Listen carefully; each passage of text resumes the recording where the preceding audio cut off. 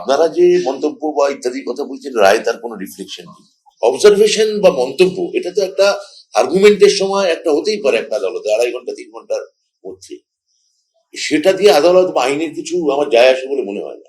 ভারতবর্ষে কোথাও কোনো স্কুল সার্ভিস কমিশন এই পরীক্ষা নিয়েছে বলে আমার জানা নেই যে প্রশ্নপত্রের সঙ্গে একটা কার্বন পেপার দিয়ে দেওয়া, পুরো মডিউল এই উত্তরপত্রের সেটা আপলোড করা এবং সেটাকে চ্যালেঞ্জ করার জন্য টাইম দেওয়া। 3, কাদের ডাকা হবে সেই পূর্ণাঙ্গ লিস্ট তুলে দেওয়া উইথ অল মার্কস, মানে সমস্ত ব্রেকআপ। তো আমার মনে হয় যে এসএসসি যেটা কাজ সেটা হচ্ছে সম্পূর্ণ স্বচ্ছতার সঙ্গে এবং নিরপেক্ষতার সঙ্গে এই পরীক্ষাটি নেওয়া, সেটা এসএসসি করছে। সুপ্রিম কোর্ট যেটা এসএসসি কে বলেছিল, 1 নম্বর হচ্ছে যে কোনো দাগি ক্যান্ডিডেটকে রাখা যাবে না। 2, দাগিদের পূর্ণাঙ্গ লিস্ট বার করতে বলেছে। দাগিদের মধ্যে একটা লিস্ট বার করেছে এসএসসি মাননীয় সুপ্রিম কোর্টের কথায়, ওই যে টেন্টেড যে লিস্ট, সম্পূর্ণ লিস্ট বার করবে।